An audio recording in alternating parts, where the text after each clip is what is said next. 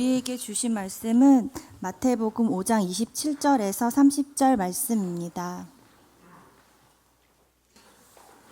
또 간음하지 말라 하였다는 것을 너희가 들었으나 나는 너희에게 이르노니 음욕을 품고 여자를 보는 자마다 마음에 이미 간음하였느니라. 만일 내 오른눈이 너로 실족하게 하거든 빼어내버리라. 내 백체 중 하나가 없어지고 온몸이 지옥에 던져지지 않는 것이 유익하며, 또한 만일 내 오른손이 너로 실족하게 하거든 찍어내버리라. 내 백체 중 하나가 없어지고 온 몸이 지옥에 던져지지 않는 것이 유익하니라. 오늘도 귀한 찬양과 기도와 말씀 봉독에 감사를 드립니다. 하나님은 우리의 외모를 보시지 아니하시고 늘 우리의 중심, 우리의 마음을 보십니다.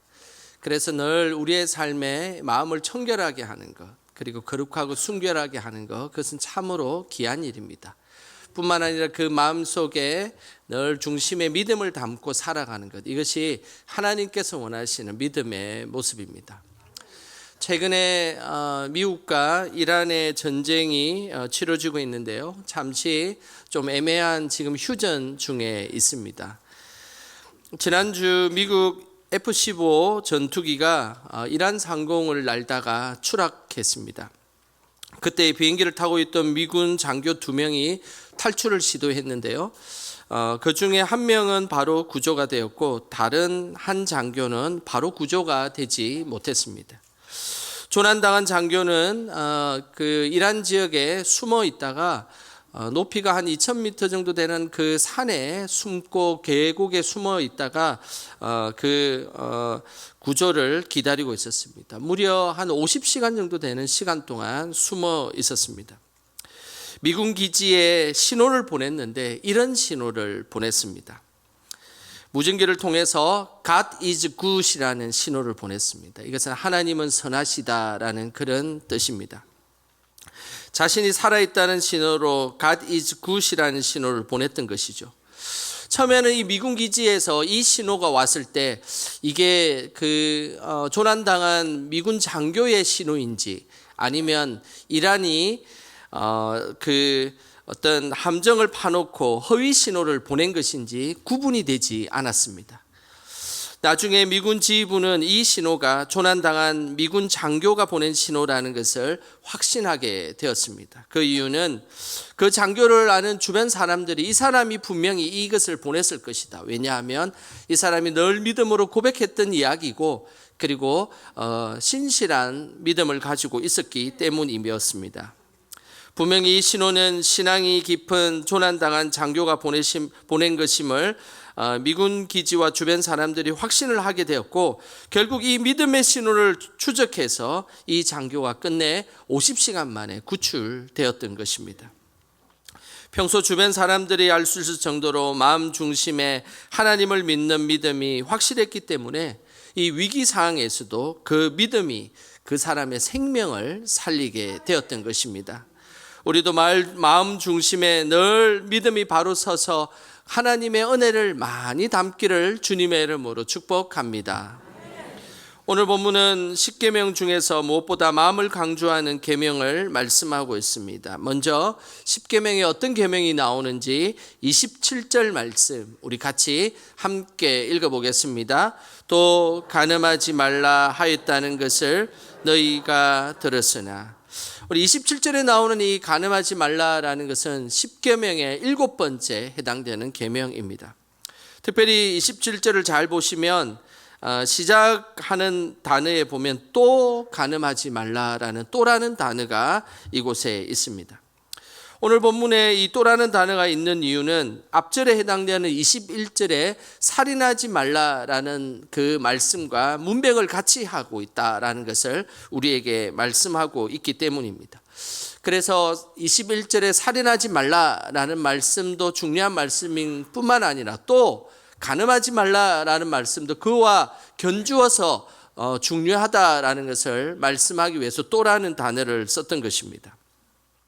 생명을 해하는 살인을 엄격하게 금지하고 있었던 것 같이 간음 역시도 살인과 같이 엄격하게 금지하고 있는 계명인 것입니다.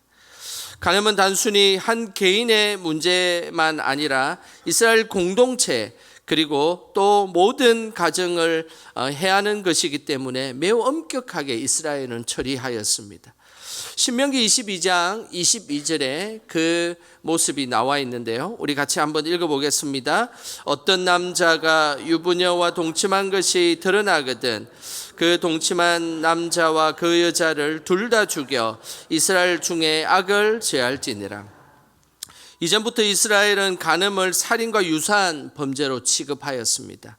그 이유는 간음이 이스라엘 공동체의 가장 기본이 되는 그 가정을 파괴하는 일이기 때문입니다. 간음이라는 것은 단순히 개인의 성적인 범죄를 넘어서서 한 가정을 파괴시키고 한 공동체를 타락하게 만드는 일이기 때문에 이 간음이라는 것은 살인과 유사하게 오늘 성경은 말씀하고 있는 것입니다. 작은 죄일지라도 가정을 파괴하고 공동체에 심각한 파장을 일으키는 것이 있다면 우리는 처음부터 그 악을 제거해야 합니다. 우리도 작은 죄가 생기지 않도록 늘 하나님 안에서 우리의 마음을 조심하시기를 주님의 이름으로 바랍니다. 예수님은 중요한 간음에 대해서 단순한 행위를 넘어 마음의 중요성을 말씀하셨습니다. 28절 말씀 우리 같이 함께 읽어보겠습니다. 나는 너희에게 이르노니 음욕을 품고 여자를 보는 자마다 마음에 이미 간음하였느니라. 예수님은 분명하게 말씀하셨습니다. 음욕을 품고 여자를 보는 자마다 간음한 것이다라고 말씀하였습니다. 단순히 행위로 간음을 저지르지 않을지라도 마음으로 음욕을 품으면 간음한 것으로 간주하겠다라는 예수님의 엄중한 말씀입니다. 이 말씀은 21절에 나오는 살인과도 마찬가지입니다. 살인이라는 것은 단순히 행위만 하지 않고 살인을 저지르지 않는 것으로만 이야기하는 것이 아니라는 것입니다. 마음으로 분노하고 라가라 욕하는 그 자체도 살인과 유사한 것이다 라고 말씀하셨습니다. 이와 같이 예수님은 간음이라는 것도 역시 실제 행동으로 옮기지 않아도 마음으로 음욕을 품는다면 그것 역시도 간음에 해당된다라고 말씀하셨습니다. 예수님은 단순한 행위를 넘어 마음의 중요성을 말씀하고 계신 것입니다. 옛날 성경은 개역 한글판이라고 이야기합니다. 그리고 요즘 성경은 개역 개정판이라고 이야기하는데요. 마음을 강조하신 예수님의 의도를 최근에 번역한 성경이 더 정확하게 번역하고 있습니다. 화면을 한번 보여주시길 바랍니다. 이전 성경은 개역 한글판인데요. 그때는 어떻게 써져졌냐면 이렇게 써져졌습니다. 나는 너희에게 이르노니 여자를 보고 음욕을 품는 자마다 마음에 이미 간음하였느니라 라고 옛날 성경에 이렇게 써져 있고 지금 가지고 있는 이 개역 개정판 성경은 이렇게 기록되어 있습니다. 나는 너희에게 이르노니 음욕을 품고 여자를 보는 자마다 마음에 이미 간음하였느니라. 순서가 약간 바뀌어져 있습니다. 옛날 성경은 여자를 보고 음욕을 품는다라고 되어 있고 요즘 성경은 음욕을 품고 여자를 본다라고 이렇게 바뀌어져 있습니다. 이렇게 바뀌어져 있는 이유는 지금 성경이 오히려 예수님께서 말씀하신 그 마음의 중요성을 말하는 것이 지금 성경이 더 잘 번역된 것으로 나와 있습니다. 이전 성경보다 지금 성경이 더 잘 번역된 것은 예수님은 오늘 이 원어적으로 보면 이것은 마음을 더 강조하고 있다는 사실을 우리에게 말씀하고 있기 때문입니다. 예수님은 간음의 출발이 행위가 아니라 마음에서 출발됨을 강조하신 것입니다. 비록 간음이라는 행위가 없을지라도 마음의 음욕을 품는 것은 이미 간음을 한 것이나 다름이 없다라고 말씀하고 있는 것입니다.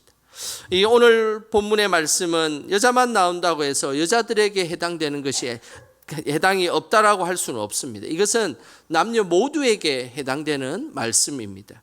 우리가 이성에 대해서 음욕을 품고 쳐다보면 하나님 앞에서 분명히 죄를 짓는 것과 동일하다라는 말씀입니다. 우리는 마음으로부터 죄를 짓지 않도록 늘 조심하시기를 주님의 이름으로 소망합니다.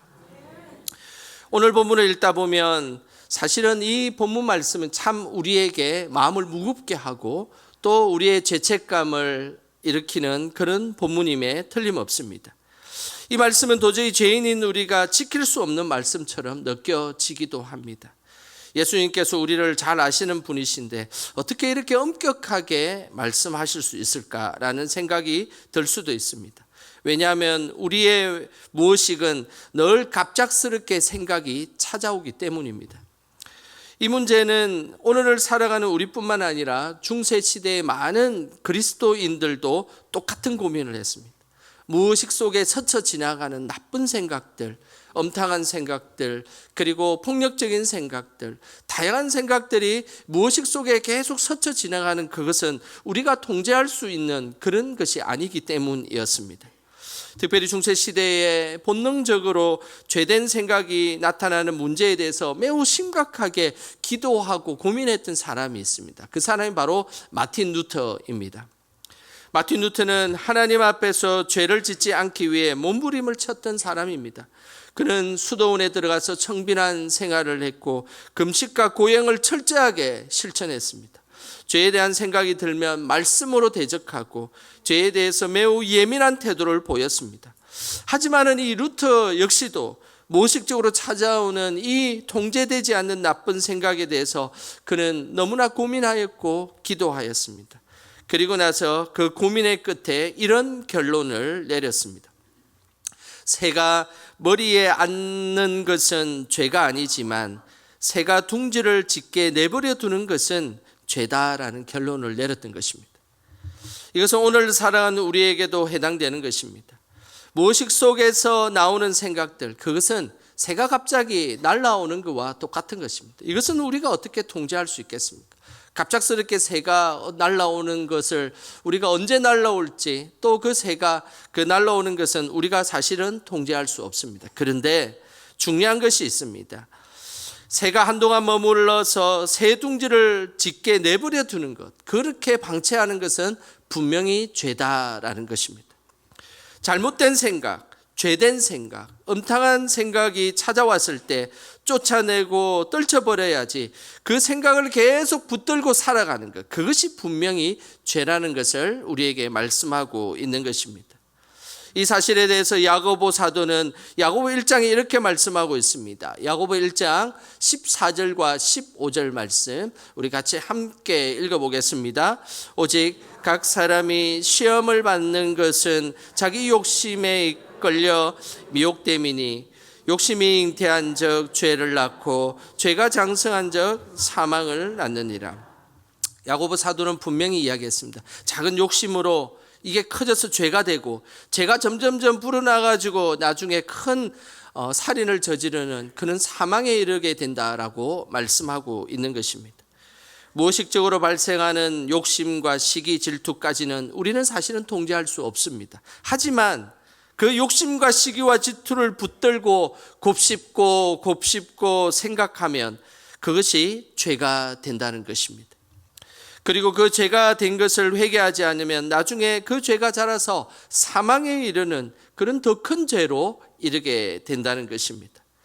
그것은 음욕도 마찬가지입니다. 음욕이 순간적으로 들 수 있습니다. 그런데 그 음욕을 붙잡고 생각하다가 결국 행동으로 옮기게 되어 간음이 일어나게 되면 그것은 치명적인 죄로 된다는 것입니다.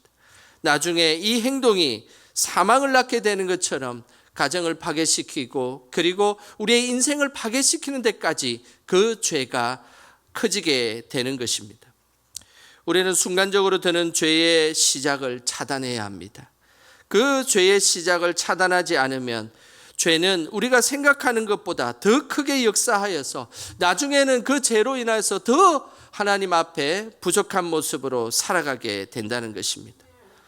죄를 시작하는 그 시작의 죄를 성령으로 차단하여서 더 이상 그 죄가 크지 않도록 늘 조심하는 우리 모두가 되시기를 주님의 이름으로 소망합니다. 그렇다면 우리는 죄가 시작되려고 할 때 어떻게 해야 할까요? 오늘 본문에는 예수님께서 이 사실에 대해서 매우 엄격하게 말씀하셨습니다. 29절과 30절입니다. 우리 같이 함께 읽어보겠습니다. 만일 내 오른 눈이 너로 실족하게 하거든 떼어내버리라. 내 백체 중 하나가 없어지고 온몸이 지옥에 던져지지 않는 것이 유익하며 또한 만일 내 오른손이 너로 실족하게 하거든 찍어 내버리라. 내 백체 중 하나가 없어지고 온몸이 지옥에 던져지지 않는 것이 유익하니라. 예수님은 이 죄의 시작에 대해서 매우 엄격하게 말씀하셨습니다. 오른쪽 눈이 죄를 범하게 되면 그 오른쪽 눈을 빼어버리라는 것입니다. 왜냐하면 그 오른쪽 눈으로 인하여서 온몸이 죄로 인하여 지옥에 가는 것보다는 낫다는 것입니다. 그것은 그뿐만 아니라 오른손도 마찬가지입니다. 오른손으로 죄를 짓게 되면 차라리 손을 찍어버리라라고 말씀하였습니다. 차라리 오른손으로 인해 온몸이 타락해서 지옥에 가는 것보다 더 낫다라고 말씀하였습니다. 죄의 시작이 되는 오른쪽 눈, 오른쪽 손으로 처음부터 그 죄가 시작될 때 빼버리고 찍어버려라라고 말씀하신 것입니다. 여기에서 이 빼어버리라라는 이 말씀은 눈을 감거나 소극적으로 회피하라는 그런 말씀이 아닙니다. 엄청난 고통이 따를지라도 환부를 완전히 도려내라라는 그런 의미입니다. 또한 찍어버리라라는 이 말씀은 도끼로 나무 밑동을 없애는 것을 의미합니다. 그런데 그냥 조금 남겨두는 것이 아니라 완전히 없애버려서 사람들이 지나가도 방해되지 않도록 완전히 절단하는 것을 의미합니다. 특별히 예수님께서 말씀하신 이 빼어버리라, 찍어버리라는 단순 과거 명령법을 사용했습니다. 그 이유는 단순 과거 명령법을 사용하신 이유는 점진적인 행동이나 수정이나 타협 없이 단번에 즉각적으로 순종하라는 말씀입니다.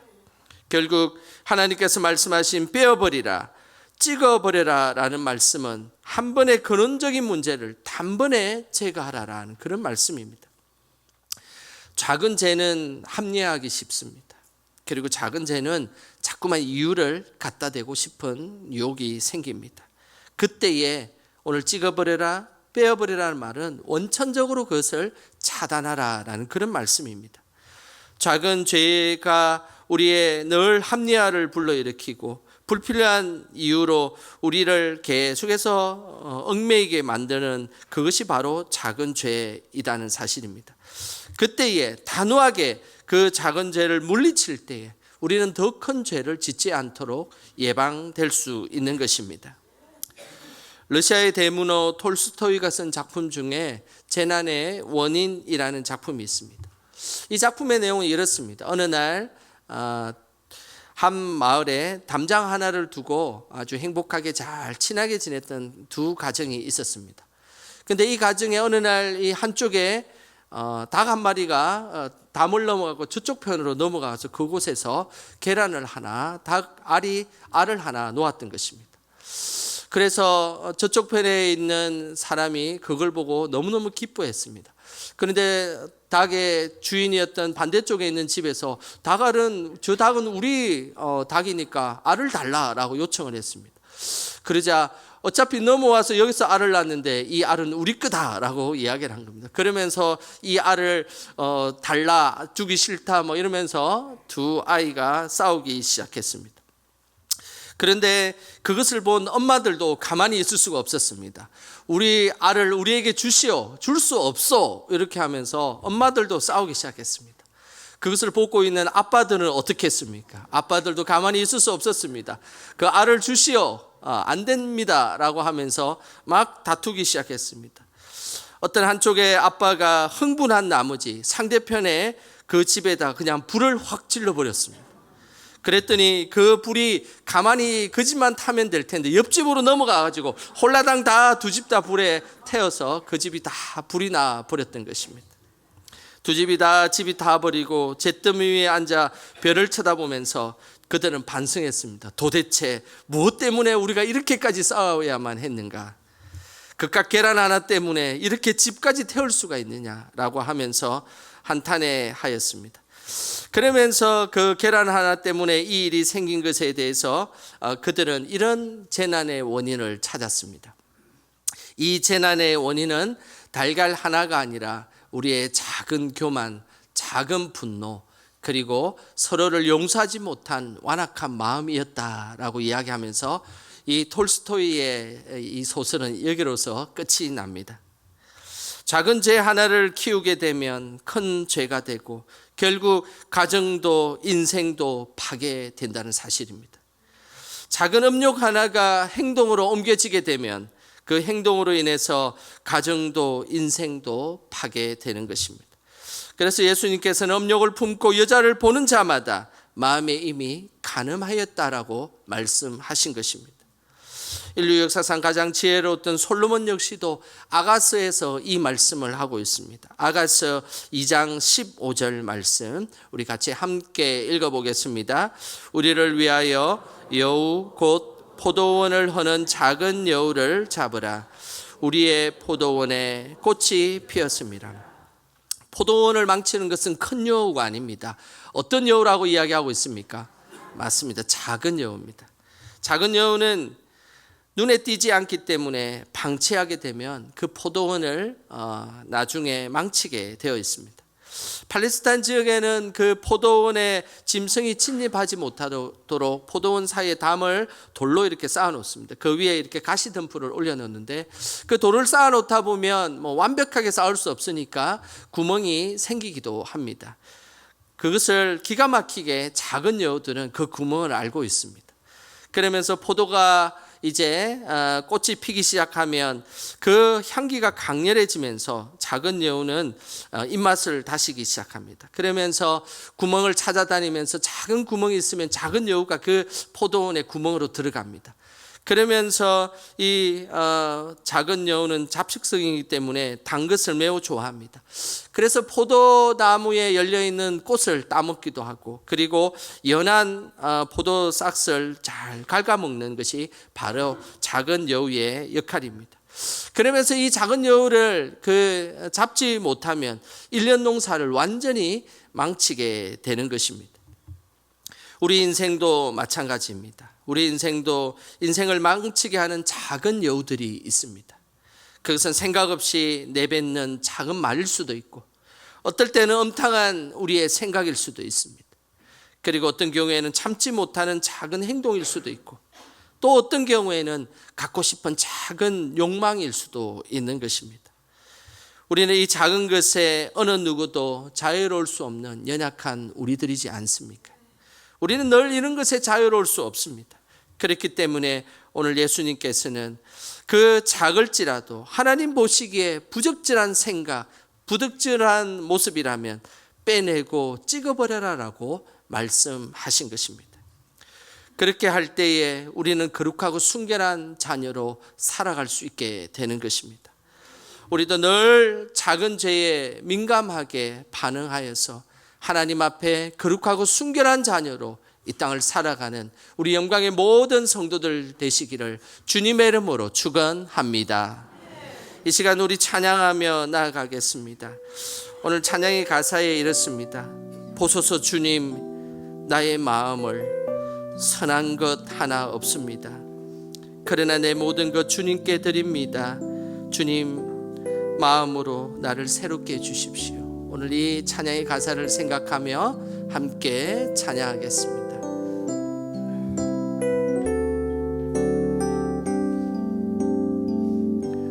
보소서 주님 나의 마음을 선한 것 하나 없습니다. 그러나 내 모든 것 주께 드립니다. 사랑으로 안으시고 나 새롭게 하소서. 주님 마음 내게 주소서. 내 아버지 주님 마음 내게 주소서. 나를 향하신 주님의 뜻이 이루어지도록 주님 마음 내게 주소서. 주님 마음 내게 주소서. 주님 마음 내게 주소서.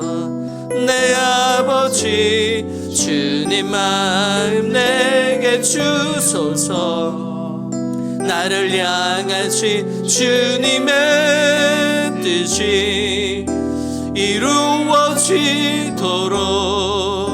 주님 마음 내게 주소서. 이 시간 우리 합심하여 함께 기도하길 원합니다. 하나님, 주님 마음을 내게 주시옵소서.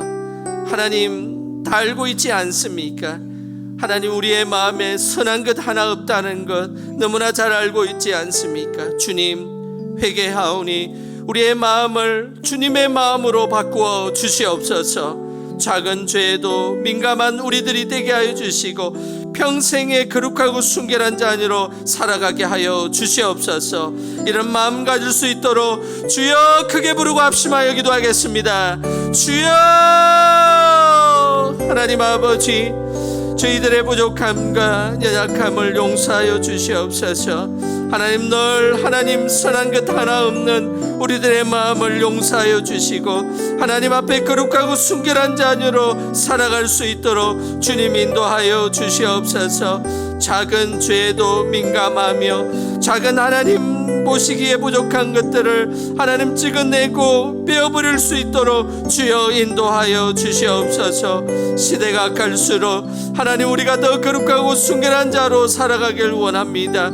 성령 하나님 인도하여 주시옵소서. 그래서 늘 하나님 앞에 온전한 모습으로 살아가는 우리들이 될 수 있도록 성령 하나님 함께하여 주시고 인도하여 주셔서 하나님 앞에 믿음의 사람으로 살게 하여 주시옵소서. 하나님 아버지, 마음에 선한 것 하나 없는 우리를 용서하여 주시옵소서. 작은 죄에도 민감한 우리들이 되게 하시고 항상 주님의 마음으로 살아갈 수 있도록 인도하여 주옵소서. 시대가 갈수록 더 거룩하고 순결한 자녀로 살아가게 하옵소서. 예수님의 이름으로 기도드립니다. 아멘.